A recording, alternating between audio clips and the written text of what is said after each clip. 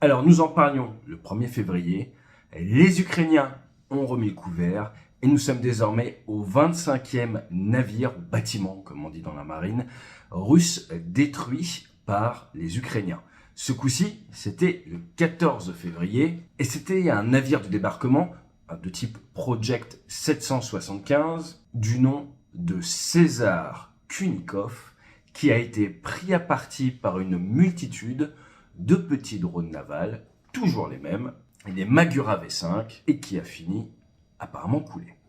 L'action s'est passée au large de la Crimée, à quelques kilomètres seulement de la côte. Et dans cette vidéo, nous allons revenir sur ces différents projets de drones maritimes qui sont complètement en train de rebattre les cartes de la puissance maritime. Et nous en parlions dans la dernière vidéo, ça y est, c'est fait, les Houthis ont commencé à engager des navires militaires avec des drones de surface, pour l'instant sans résultat. Allez, on rentre dans le détail juste après le jingle.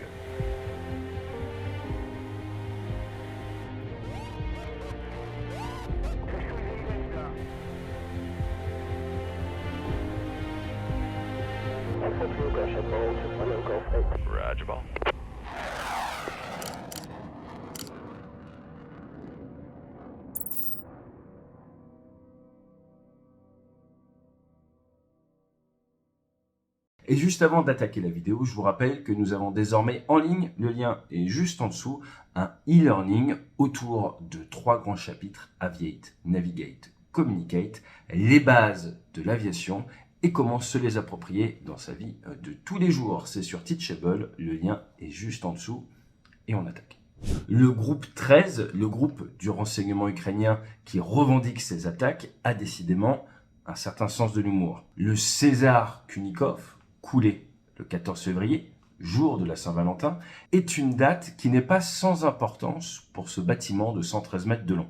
En effet, le héros de l'Union soviétique, César Kunikov, est décédé le 14 février 1943, 81 ans avant que son navire ne soit coulé. C'était un officier des troupes de marine qui avait l'idée 800 hommes contre les nazis lors d'un débarquement à quelques centaines de kilomètres seulement de la position où son navire a coulé, la ville de Novorossiysk, où se situe une grande partie de la flotte russe de la mer Noire à l'heure actuelle. Ce navire, qui date de 1986, qui a mon âge, abrite normalement 98 marins, fait 112 mètres 50 de long pour 4000 tonnes. En termes d'armement, on est sur un navire qui a pour vocation d'amener des véhicules, blindés ou non, sur une plage de débarquement et vous êtes donc avec le minimum syndical. Vous allez avoir du 57 mm, éventuellement du SATCP, solaire très courte portée, comprendre les petits missiles portatifs d'infanterie qu'on peut prendre sur soi pour essayer de lutter contre un hélicoptère par exemple, et également quelques petits lance-roquettes, mais vraiment pas du gros armement.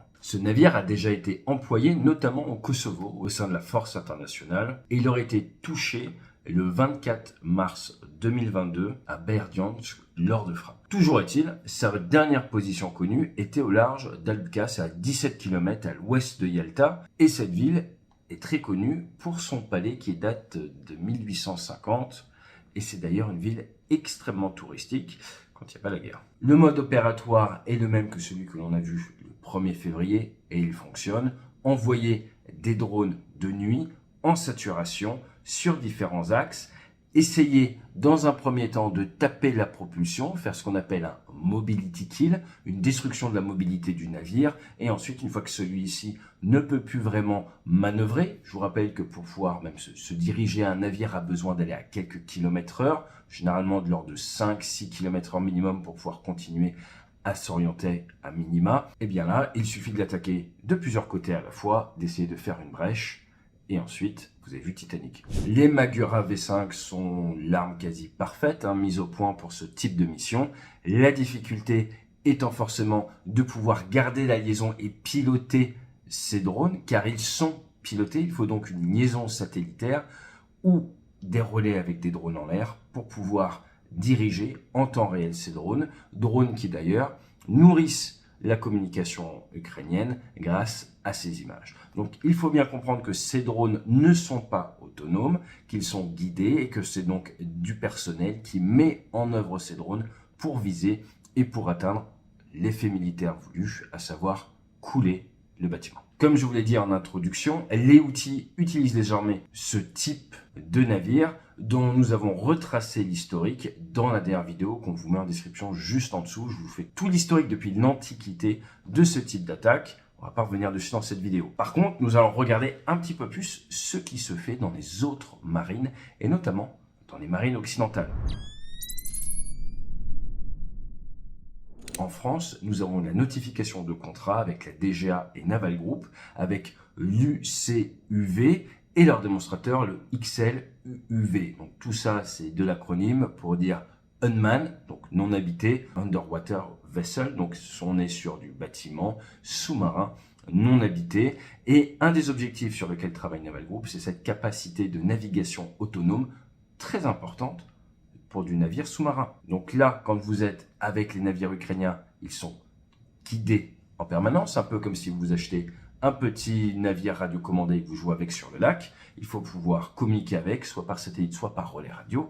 Là, l'idée, la philosophie est de pouvoir envoyer des navires, des sous-marins de manière purement autonome, ce qui n'est pas sans contrainte vis-à-vis du droit international et également vis-à-vis de la règle d'engagement et de ce à quoi doivent servir ces véhicules. Et c'est justement là qu'il est intéressant de regarder ce que font les Américains. Américains qui viennent de faire en cumulé près de 47 000 marins de navigation dans le Pacifique avec différentes classes de navires de surface autonomes. Vous avez le Sea Hunter qui est un démonstrateur qui existe depuis 2016. J'ai bien dit 2016, 40 mètres de long, 145 tonnes, avec une vocation à chasser du sous-marin ou du drone sous-marin, du Seahawk, du Mariner, du Ranger. Certains réfléchissent pour pouvoir avoir des visites d'hommes à bord, d'autres pour être 100% autonomes. Tout ce petit monde a appareillé le 7 août 2023 et allait faire un grand tour au Japon,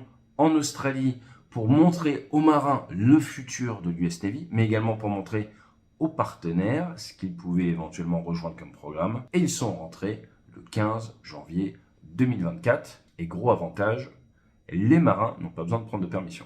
Blague à part, il y a d'autres nations comme les très surprenants Turcs qui, je vous le rappelle, avaient beaucoup fait parler d'eux avec le Bayraktar, qui est un vecteur drone aérien très efficace s'il n'y a pas de menace RR. S'il y a de la menace RR ou de la menace solaire, à ce moment-là, le TB2 il prend assez cher. Toujours est-il, les Turcs ont travaillé sur différents démonstrateurs et par exemple, vous avez l'ULAC qui fonctionne depuis quelques années et vous avez également d'autres nations qui planchent actuellement sur des navires 100% dronifiés.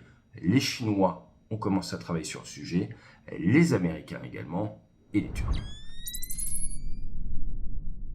En définitive, tout ça pour vous dire quoi? Les parades ne sont pas encore trouvées. Ce qui est sûr, c'est que sur un petit navire de débarquement, ce n'est pas avec ça que vous allez pouvoir vous défendre. Ce conflit aux portes de l'Europe met en avant chaque jour un peu plus la faiblesse des défenses du matériel des années 80, des années 90 et l'absence actuelle de parades pour faire face à des menaces de nouvelle génération. Malheureusement, encore une fois, l'Europe est en retard sur ces sujets.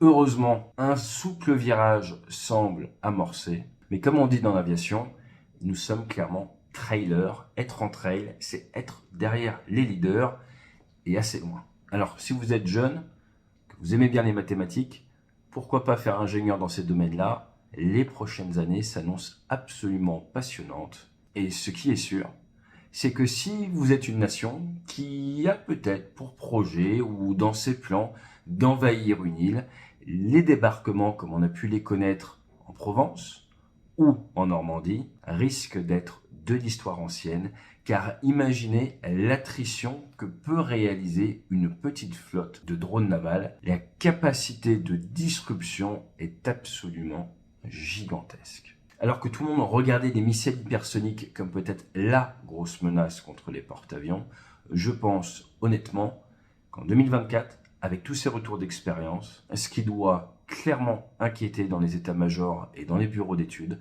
c'est comment réussir à protéger nos navires les plus importants face à la future menace, face à la montée de ces menaces, que ce soit aériennes, de surface ou bientôt sous-marines, qui ne connaissent ni la fatigue, ni l'hypovigilance à 3 heures du matin.